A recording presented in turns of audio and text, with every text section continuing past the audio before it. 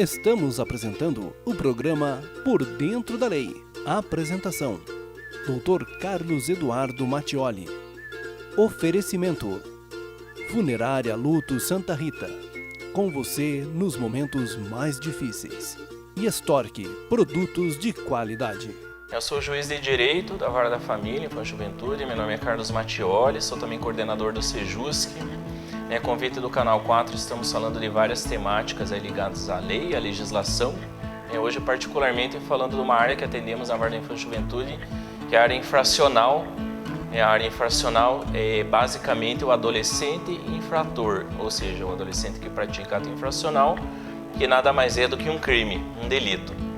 Chama-se ato infracional pela lei porque ele tem menos de 18 anos e, diferentemente de um adulto, que responde a um processo numa vara criminal, responde a um processo criminal, pode ser preso, pode ser condenado, pode ser absolvido, o adolescente ele não é chamado pela vara criminal quando da suspeita da prática de um delito, ele é chamado pela Vara da Infância e Juventude. Além dessa diferença de áreas do judiciário que atendem, a área criminal e a área da infância e juventude, o que mais muda na prática entre um adolescente e um adulto? Claro que para o adulto as penas são mais longas, via de regra são penas maiores, mais tempo de prisão, e o local onde se permanece preso, seja numa delegacia ou numa penitenciária, num presídio, fica separado dos adultos, dos menores, Não há qualquer possibilidade de que adultos e adolescentes permaneçam presos dentro de uma mesma cela, por exemplo. Essa separação ela é bastante significativa na medida em que os presídios e penitenciárias, de forma geral, quase todos eles, cadeias públicas, idem, estão superlotados, Há um risco também maior dentro de presídios e penitenciárias de que órgãos, organismos aí criminosos acabem coaptando, acabem chamando algumas pessoas que vão permanecer ali um tempo, uns dias, detidos, e sejam estes levados por uma escalada criminosa ainda mais pesada daquela que os levou a estar aqui, naqueles dias, naquele momento detidos.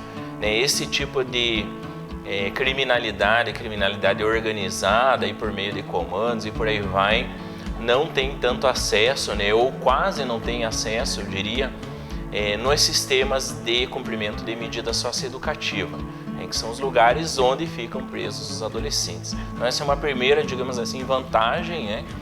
O adolescente ele tem um risco menor quando ele comete um crime que leve a uma privação de liberdade, de ser aí chamado, de passar a integrar aí organizações criminosas aí conhecidas no país. Mais do que isso, a superlotação ela é muito menos prejudicial, ela não é tão pesada, não há um excesso tão acima do minimamente respeitável aí, quantidade de pessoas, no caso dos adolescentes que têm que cumprir uma medida privativa de liberdade, seja um regime fechado, como se chama popularmente. Isso é significativamente diferente também, porque é um ambiente muito mais hostil, onde os adultos, melhor dizendo, ficam presos, ficam detidos. Há um respeito muito maior com o ser humano que errou, cometeu um crime, por isso tem sua liberdade privada, mas à medida em que nós passemos aí a reproduzir as masmorras medievais, os presídios lá da Idade Média, onde o ser humano era pior tratado do que até mesmo os animais, nós não podemos esperar em nenhuma ou uma mínima chance de recuperação, reeducação, na medida em que essas pessoas vão mais dia, menos dia, em razão de como a legislação brasileira, a Constituição é formatada, vão retornar para o convívio em sociedade. Mais alguns detalhamentos, Na legislação do menor, do adolescente infrator, há uma obrigatoriedade de que nos locais onde ele permaneça apreendido para responder por um delito, para responder por um ato infracional, que se tenha a escolarização. Isso acontece de fato, todas as unidades de internamento, ou seja, da chamada prisão de adolescentes, há escolas. Então o adolescente continua estudando, ele não deixa a escola para trás, ele vai ter a oportunidade de continuar se desenvolvendo, porque em algum momento ele vai sair, vai retornar para a vida em sociedade. Além disso, a necessidade da profissionalização. Então, nos CENSES, né, que são os centros educativos, os presídios de menores, né, mais popularmente falando, há também essa necessidade de programas de profissionalização. Então, há inúmeras atividades, de acordo com o perfil de cada adolescente, em que ele tem a possibilidade de se desenvolver num ramo que ele já conhecia ou aprender técnicas, né, início aí de atividades que possam depois dar uma oportunidade de trabalho para ele. Uma terceira questão também bastante significativa, os presídios de menores, né, os centros socioeducativos, os CENSES, têm equipes multidisciplinares muito mais completas do que os presídios dos adultos, que via de regra, mal e mal, às vezes tem um médico que atende de vez em quando, um dentista numa emergência, né?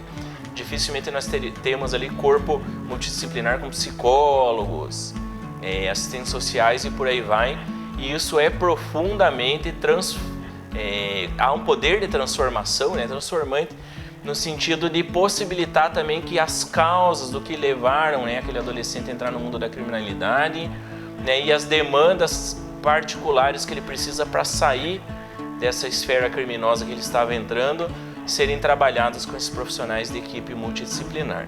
Então há inúmeras situações, né, no local onde se permanece preso ou apreendido na linguagem do adolescente, mais favoráveis ao adolescente sair melhor do que entrou. Muitas vezes isso acontece ao contrário na esfera adulta. Um outro aspecto diferente para um adolescente que comete crime e um adulto. No processo do adolescente, o prazo previsto em lei pro juiz é muito curto, né? Quando há uma prisão, por exemplo, de um adolescente, é 45 dias o prazo de término. Nós, na nossa Vara da Infância e Juventude da Comarca de União da Vitória, costumamos fazer de 20 e 25 dias, na metade do prazo, que já é um prazo curto. Dificilmente um processo criminal vai durar menos aí do que 90 dias, 4, 5, 6 meses, um ano, né? E nós conseguimos reproduzir uma busca ali da elucidação do crime e, se for o caso, no final, uma condenação num prazo muito mais curto. Aonde que isso é vantajoso? Por vários motivos, né? Primeiro, uma resposta para a sociedade. Quem errou, pisou na bola, cometeu um crime, rapidamente já está ali deliberado a condenação, né? Ou a absolvição, se for o caso, né? Mas a condenação quando tem a prova do crime. Segundo, uma resposta para a vítima. A vítima tem uma segurança de que as coisas foram apuradas e quem errou vai ser responsabilizado pelos erros. Nós aplicamos aqui a medida, por exemplo, de reparação dos danos, né? Então a família tem que pagar os danos ali causados pelo furto, pelo roubo do celular, pelos prejuízos causados ali por um vandalismo e por aí vai. E como isso é rápido, é mais fácil da gente conseguir dar uma resposta também para as vítimas envolvidas. Mais do que isso, como o adolescente ainda é um ser em desenvolvimento, há uma chance muito maior de transformação da vida daquela pessoa do que para um adulto lá que já tem toda a sua personalidade consolidada, formada, né? Muitas vezes a opção de adentrar e de permanecer no mundo criminoso, ela é muito mais consciente. O adolescente é muito comum que ele vá na onda, né? Que ele siga ali entre aspas, os amigos, né? As amizades que deformam e não transformam. Que um comprometimento com o uso de drogas acelere um processo de entrada no mundo do crime e por aí vai. Na medida em que nós agimos rapidamente na Vara da Infância e Juventude, no adolescente que pratica crime, nós cortamos esse processo de criminalização, porque ele ficou detido, ou se ele permanecer em liberdade, já tem uma equipe multidisciplinar que vai atendê-lo via CREAS, via Fórum, via Promotoria de Justiça, psicólogo, assistente social e por aí vai. O que nós conseguimos como resultado final?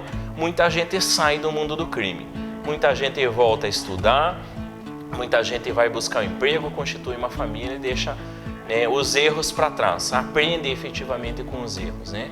É importante dizer que eu vejo isso todos os dias na Vara da Infância e Juventude de União da Vitória. Se a gente olhar, o Canal 4, por exemplo, divulga aí notícias ligadas à segurança pública. É muito mais raro hoje do que era alguns anos atrás, por exemplo, ter um adolescente envolvido num crime grave. É raro, né? Se a gente pesquisar aí na página do Facebook do Canal 4, dificilmente vai ter um adolescente envolvido. Vai ter em alguns casos? Acontece, mas é um número muito menor do que era alguns anos atrás. É muito mais difícil também um adolescente reincidir na prática criminosa. Se for, por exemplo, decorrente do consumo de drogas, nós vamos prestigiar, acelerar o processo de tratamento de saúde. Vamos tirar desse mundo, desse sistema que levou ele lá a furtar residências, praticar roubo e por aí vai. Nós vamos desestimular que a traficância use esse adolescente ou outros adolescentes por tráfico, porque é preso, fica preso uns dias lá, e se ele não entrar na linha, vai passar uma temporada apreendido, porque o processo foi rápido, nós demos uma resposta rápida para a sociedade e na própria proteção do adolescente. Então nós temos esse resultado consolidado numericamente, estatisticamente, felizmente cada vez mais a essa diminuição do número de adolescentes envolvidos. E aí eu fecho com uma mensagem para reflexão. Na nossa sociedade, quando o sistema funciona e é possível fazer funcionar, nós temos o nosso exemplo aqui, não há por que mexer, por exemplo, na idade penal. Porque transformar, levar esse adolescente para um sistema que está funcionando, que quase a totalidade deles nós estamos conseguindo retirar do mundo do crime para colocar num sistema criminal falido, que é conhecido aí notoriamente todas as mazelas do sistema criminal que não funciona, não nos causa qualquer tipo de segurança. Então as diferenças basicamente são essas, e acima de qualquer coisa aqui eu destaco nesse fecho da minha fala que essas diferenças têm produzido resultados de transformação da saída de um grande número de adolescentes do mundo da criminalidade. Eu sou Carlos Mattioli, além de juiz da Infância e Juventude, sou juiz da família, coordenador do Sejusc União da Vitória, e por convite do Canal 4 que estou conversando, agradeço a atenção de todos.